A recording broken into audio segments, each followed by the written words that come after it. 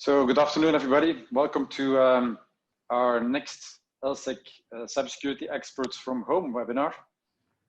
Today we'll have our second session on network information security and industrial automation security, or otherwise said cybersecurity for industry. The second session that we kicked off last week with quite a number of interesting speakers and topics, and we'll just continue this week. The reason for it was that we started off basically by trying to figure out how to cope with the current situation, which is called Corona. And instead of having a face-to-face activity, a meeting, we thought it was also equally interesting to try to meet up face-to-face over this Zoom session. Now, the face-to-face part over Zoom is not really that easy, but then in case we can share with you some of our experts' insights, opinions, and expertise, and we're happy to have them sharing that together with us and with you today. These slides will be, and these sessions are being recorded and will be made available probably in the next couple of days on our website. As you might have seen also when you register for this event, we actually have quite a number of those webinars already published and put them online, also ones from last week.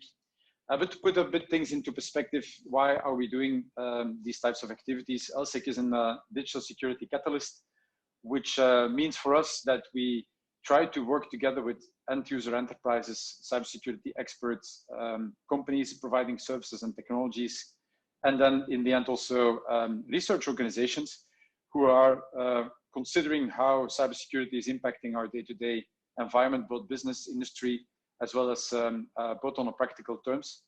And in that sense, we are looking to seek out how we can support each other in that challenge.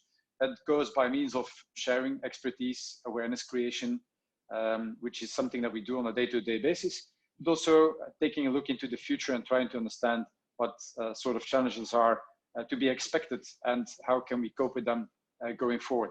So the catalyst in us tries to work with the challenges, seeks innovations from cybersecurity perspective, but also other domains, and brings those together in new and innovative approaches. And I wouldn't say that this is a new and innovative approach, at least not for us, but maybe for some on how to work with cybersecurity. Only yesterday we had a couple of discussions with some of our peers around the world, going from Kenya to New York City, to Korea, and of course we all are applying some similar way to cope with the current Corona crisis. More of my fellow organizations are working on cybersecurity training, educational aspects, which is something that we'll probably also start working on in the next couple of weeks. But they have also learned from our experiences on We Help Our Hospitals, so the platform that we use to promote basically activities that we have to hospitals on a voluntary basis, so pro bono. From LSEC perspective, how do we work? We have different projects where we work with enterprise end users or industry manufacturers, like in this case with the robotics. So the cybersecurity for robotics platform is something that we have developed over the last couple of years, together with quite some experienced partners on detecting what the vulnerabilities and issues are on cybersecurity for robotics, obviously. And that's mainly in industrial space, as of the reason why we are presenting it here, but only in other domains, as in agro, foods, and healthcare, for instance. And so the message is clear: do not trust robots. We have come up with quite numerous vulnerabilities already, and only very few of those manufacturers that are really trying to do something about it. This is also part of a project that we do together on a European basis with about 17 other research organizations, which is called Trinity. And within Trinity, we have a platform that is organizing open calls, which can allow for up to 300,000 euros in active funding to companies that are trying to innovate on the basis of robotics, cybersecurity, or IoT. We just closed a call a couple of weeks ago with about 115 applicants, and probably by the end of this year, we'll open up a new call, so up to 300,000 euros for innovative projects. Cybersecurity in industrial context, of course, is something that we have been seeing over the last 5-6 years increasing quite significantly, especially here in Belgium, the way that I also showed it last week. We see, of course, many of those organizations here in Belgium being impacted by ransomware activities and many others. But in the end, nothing really sophisticated from a cybersecurity perspective. Challenges like ransomware or drive-through and attacks have been happening already quite some time, and so we've tried to cope with them and with those industrial companies already for a number of years in trying to have them to become much more mature in terms of cybersecurity. And today's event is just in the same sense. Maybe to share with you are a couple of thoughts that we see definitely from the Cybersecurity for Robotics program, the way that basically cybersecurity also in an industrial context can be worked upon. And definitely one of those new innovative manners is what we call pre-market guidance and shared responsibility model. So the top 1 and 2 on this, beyond of course the things like continuous monitoring, sharing expertise on different platforms, both through means of technologies, as well as sitting down together and just talking about those experiences like we had last week, the experience from Triton by Mandiant. And of course, in that respect, what we are aiming for in this case is to work together with both end users in the industry on defining what such as cybersecurity by design pre-market guidance would look like. It would actually mean that we would sit down together, and you would sit down together as an end user enterprise, discuss with your suppliers on how they should improve their products in a design phase in order to be cybersecurity great. And so that specific challenge is, of course, something that we won't be able to do overnight, and it's going to take some time. But we see that, for instance, in some domains like in medical devices, that idea is already picking up quite significantly. And so from these types of activities, we'll be working on quite heavily in the next couple of weeks. And also in the next couple of weeks, we will be definitely working on additional of these webinars. So earlier this morning, we had a webinar on Stalkerware, and later on this week, we will be talking about next generation identity management, but also the impact of GDPR on things like, for instance, cookie consent. Next week, we'll be having our next session on 5G cybersecurity innovation. For today, we have 2 interesting speakers lined up for you. We'll do it in a reverse order, and we'll start with Dieter in this case from Sukedea, slightly more local. Dieter is one of our core experts in the domain of industrial cybersecurity already for many years. Dieter and I, we have tried to inform and educate people around in Belgium at least to bring them to an idea on what cybersecurity would mean and how it can be implemented in an industrial context. And now I'm happy to have Dieter talking about the cybersecurity for manufacturing from zero to hero, and seeing it really from migration from basic firewalls to doing something which is more industry grade. And then we'll continue with Jan Tietze, who not so long ago joined with SentinelOne, Director on Cybersecurity Strategy, on Security Strategy for EMEA at SentinelOne, and talking about, amongst other things, the COVID-19 impact on internal activities. So Dieter, without too much hassle, I'm going to stop my sharing here in order for you to be able to take over, and I'll talk about the next ones in a second. So I'm going to hand over the microphone and the slides to you, Dieter, so you can start sharing. I'll also start putting you on the spotlight here. Hi, good afternoon. Hi, good afternoon, everybody. I hope you all had a good lunch. First of all, a little note, the things I will talk about is not really rocket science, unfortunately. But still, these things, the steps I will mention, are often neglected or just ignored to be taken. So actually, cybersecurity from zero to hero is actually, first of all, the question, industrial grade cybersecurity protection, what is that exactly? Now, this is kind of different for each organization because it depends on the requirements of each organization to have. So what you want to protect against, do you need remote access? Do you need third-party access? How many networks do you have? Do you need filtering of what sort and stuff like that? So what the requirements are often defines your industrial grade cybersecurity protection. Now you want to go from this kind of thing, a basic firewall, just often one single firewall device connected to all the different networks within your environment, towards the industrial grade cybersecurity protection, which could look like this, having different levels, different connections to all the networks all around your environment, or even looks like the following. So this is not really a plug and play or pray, whatever you prefer, but this can be a potential scenario as well. Now, first, before I dig into the different steps and tips and tricks for what you want is, I would like to put focus on the IEC 62443 as well, because this network series or standards series has already several aspects that can be used for migration paths from basic firewall to an industrial grade firewall device. More for manufacturers, the more important things are really also the system security requirements and levels and technical security requirements for IAS components.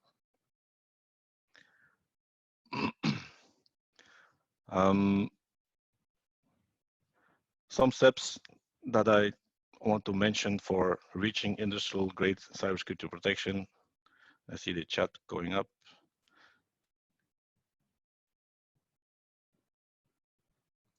Okay. I don't know, Ulrich, if you will mention the chat or answer the chats. I will definitely, yeah. Don't worry about it. So the steps to reach industrial grade cybersecurity protection. Now, this is not a full list.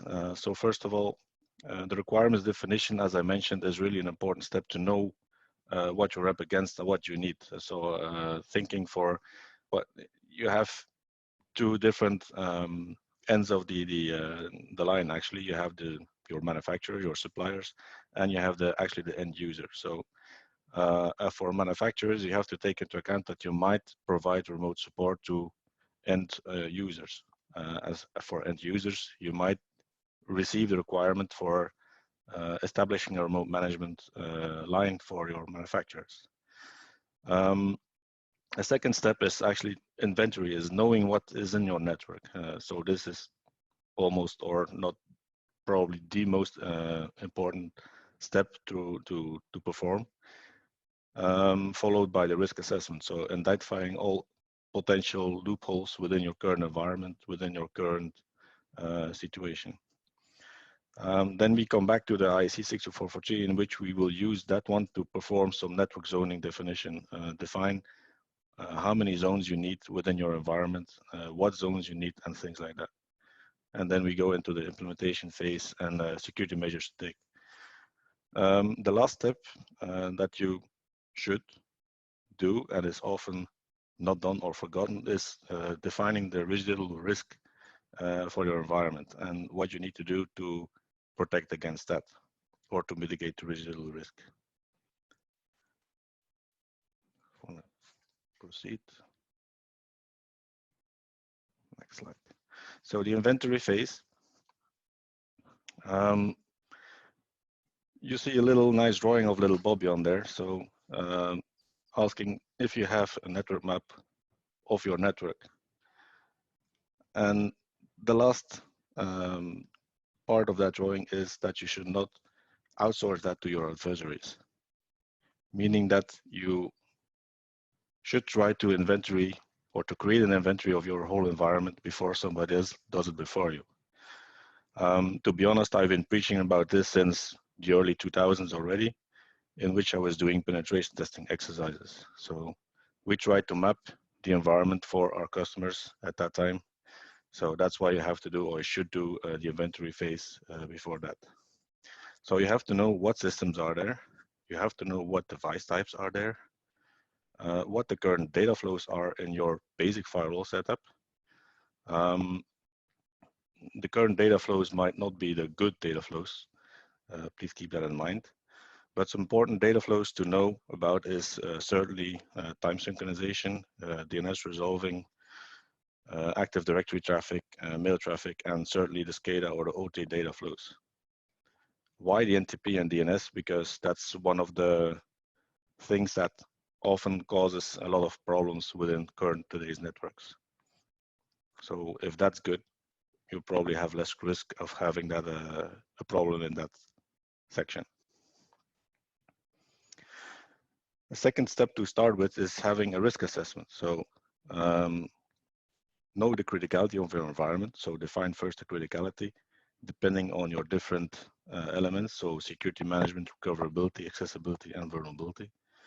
And then define the current state of your environment to be able to go from a basic firewall to an industrial grade firewall protection. Which we often see when we do such risk assessments is that on the vulnerability levels and the accessibility levels, there's still a lot of work to be done. While on security management level, it is often close to the criticality level. And on recoverability level, that's often really probably top notch, although you might question that fact if it's really top notch or not. Next step is the zoning, so network zoning definition. This is also based on IEC 62443, of course, and defining zones can be done per criticality, per function, per supplier, or per whatever you think should be defining your zones. The important thing is here that you have a zoning definition within your organization, being it end user or manufacturer or supplier or whatever. A network zone definition is really an important element in knowing how you should protect further your environment, knowing where you have to place firewalls, knowing what conduits you'll have to protect and how you have to protect them as well. So each zone you have defined has a certain security level assigned to it, and what the security requirements are to reach that certain security level. So this can be, you have to perform hardening, you have to do a security risk analysis before allowing a device into a certain zone. You have to use VPNs to connect through a certain conduit to another zone and things like that. So this network zoning actually implicitly defines the number of potential file layers you'll have in your future environment. That consists of networks with industrial components, networks which provides remote access, and gives you a layer defense. So if you compare the future network drawing that I showed earlier on with that basic firewall level, you see that there's much more layers to be breached by potential hackers, depending on the viewpoint you take when you do security checks, of course. Network zoning also implicitly defines future data flows, because depending on the requirements you put forward on the zones, on the security levels part, you might allow or not allow traffic from a certain zone to a next zone and things like that. And this is all described within an access matrix, which will be shown on the next slide. So a sample of an access matrix. And last but not least, within a zoning definition or zoning guidelines,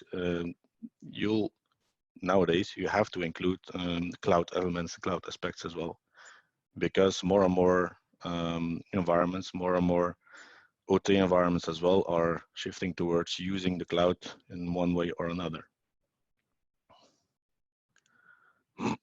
So this is an example of an access matrix, which defines the different levels or different zones, as you will. So we start at the bottom on the left side of the slide with the internet, because you'll have to include the internet in one way or another, because you have to, or you will probably provide a remote access from the internet to your environment and the rest. So then we descend further down to a DMZ zone or guest devices, then office client devices, office servers. So all zones from 4 to 6, excluded the internet, are office related, so IT related zones. If we then go further down to 321, we have the data historians, so PLCs, RTUs, DCS systems, and the actuators and valves. These are really OT security zones. So this is more for end customers and not really for manufacturers, except that if you as a manufacturer have a certain production network, this might end up in zones with security levels 1 to 3. So how this access matrix really works is really simple. You go from the top row, you look in which zone you are currently situated and to what zone you want to go. So for example, from the internet, I want to go to the client device network zone. Well, you have to use a VPN solution. If I'm in the client devices zone, so number 5, and I want to go to the zones in which the DCS is situated, well, I don't have access in this case, and things like that. So these are all a summary actually of the network zoning guidelines, together with all the most important security measures to be taken. So only hardwired connections, risk analysis has to be performed, you have to use firewall, you have to use monitoring, and so on and so on and so on. So if there are questions about this, I'm happy to answer them after the slides.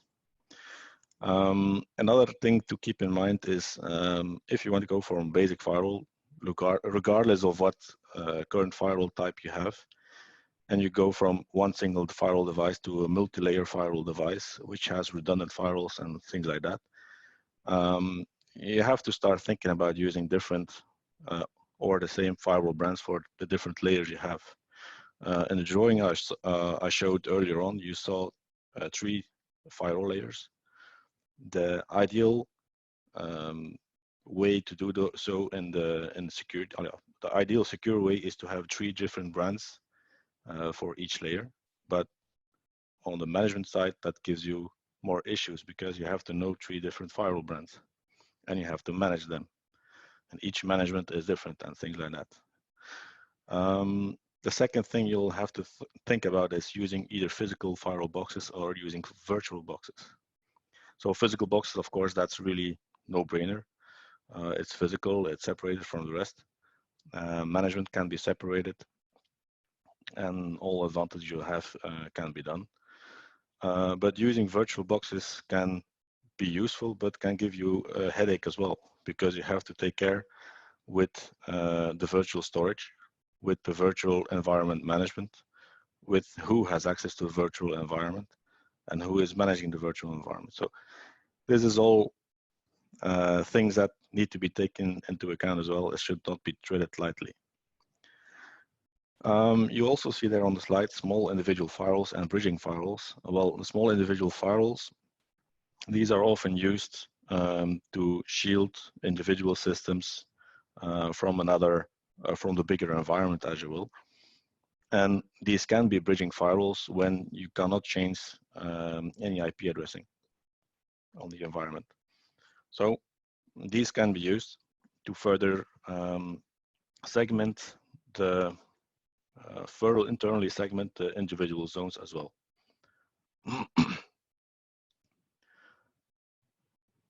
Firewall policy creation, why did I put this on the slide? Well, I see way too often bad firewall rules, in the sense that the firewall rules get implemented and managed by either an integrator company or either by the organizations themselves. But when you then do firewall rule-based analysis, you see a lot of well, bad practices. I call them bad practices. So on the slide, you see there a small table showing any things and all the like. Well, this is not really a good way of creating a decent firewall rule base. The firewall rule base will work.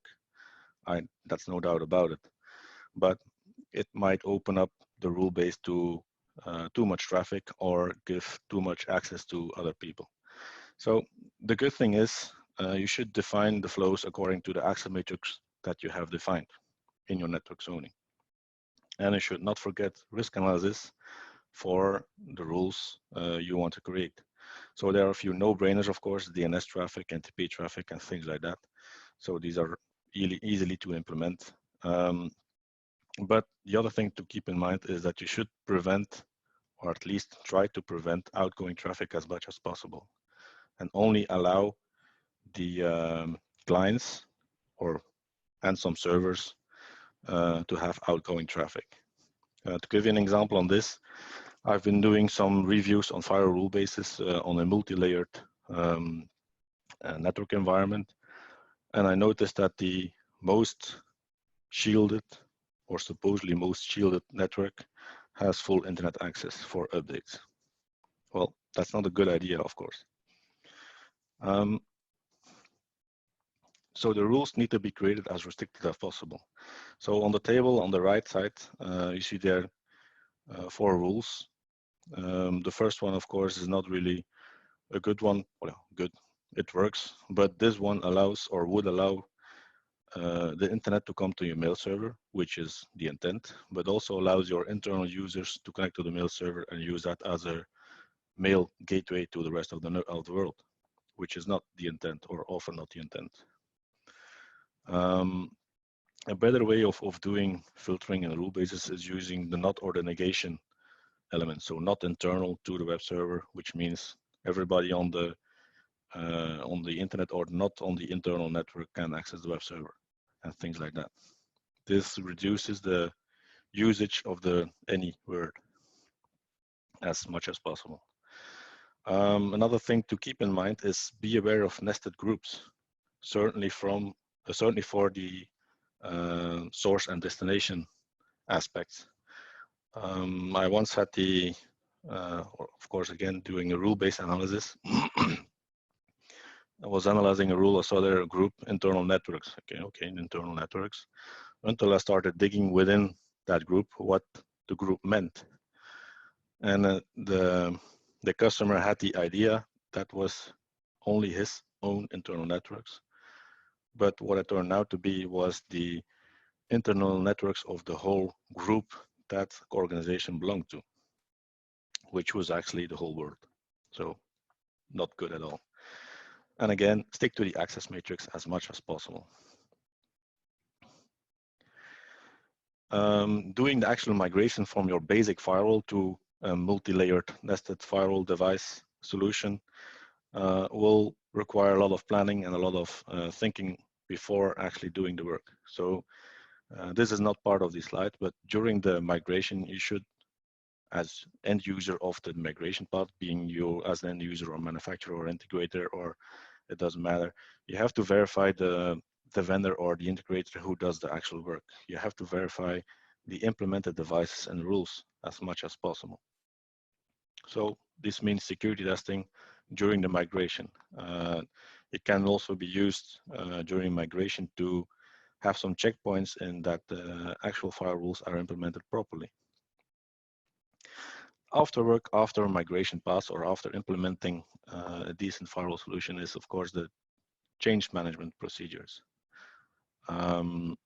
This can be supported by a change management tool to easily review change requests or firewall requests, but should not be neglected. You should not just put in a firewall rule to make it work. No, it should be decently going through the whole approval chain and through the whole security analysis phase. And of course, regular firewall rule-based reviews is actually mandatory for any firewall rule base. In another customer of mine, I'll be doing rule-based analysis for, I think, almost 10 years, and each time I find something new that should not be in a firewall rule base. So things that slips through the change management procedure without decent checking, without decent verification. It still happens. And as your firewall is one of your first lines of defense, this is really important to have a look at. Something related to the firewall rule base and the firewall implementation is, I still see a lot of organizations who allow traffic from known bad IP addresses. So in my opinion, it's a good idea to have or to use several blacklists or block lists to prevent traffic to and from those IP addresses as much as possible.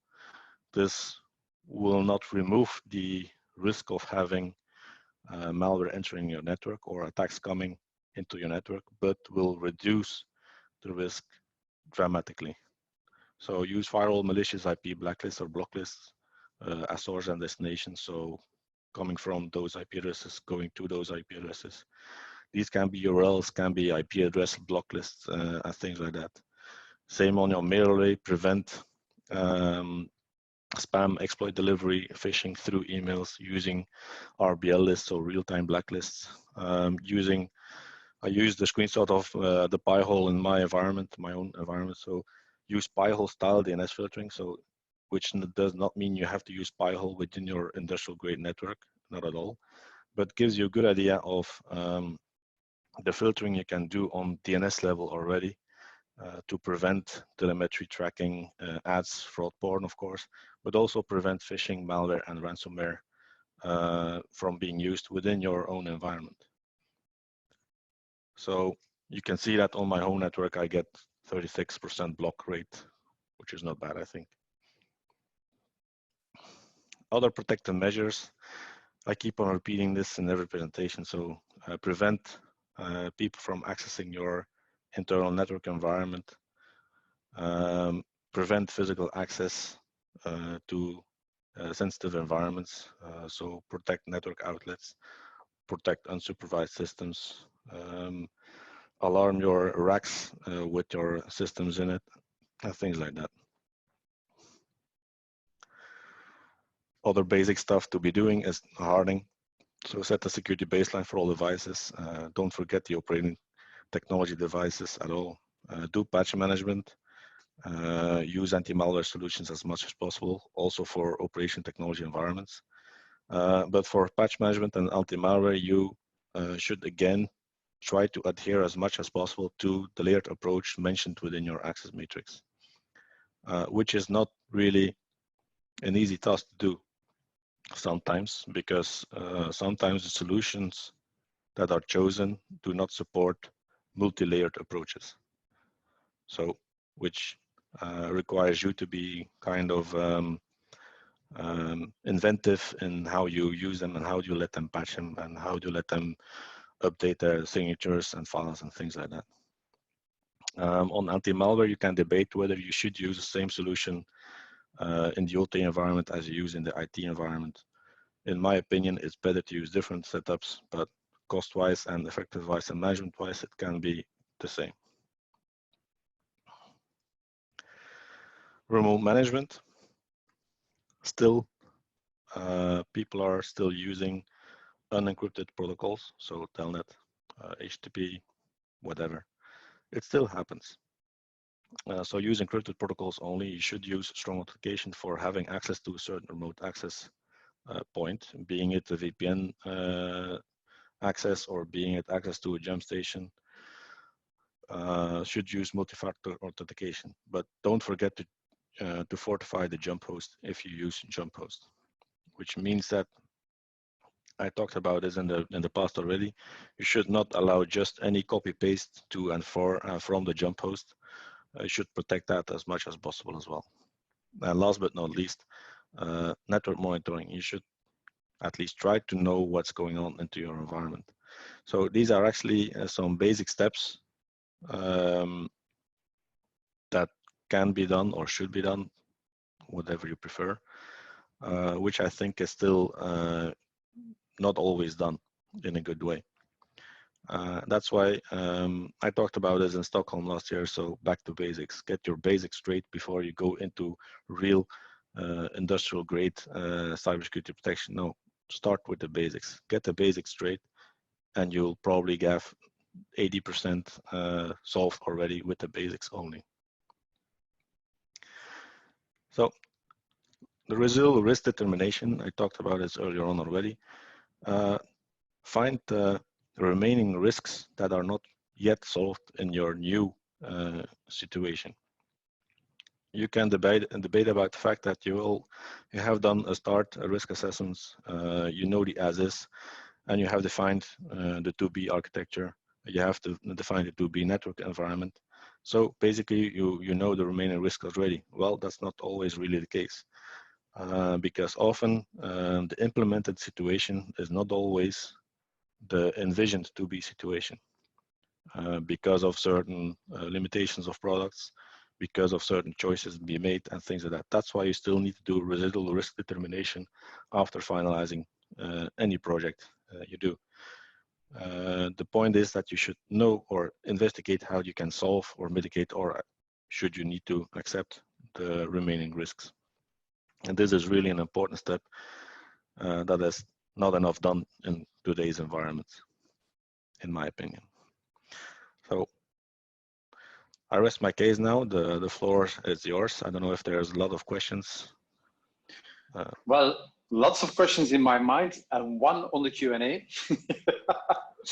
I see one on the Q&A. I just opened it, so that's from Tail. Yeah, there you go. Indeed. Let me read it. So the question that has been posed is, what is your opinion and general advice on allowing suppliers access to their machines on a permanent basis for maintenance and for troubleshooting? So using jump stations, using VPNs and things like that.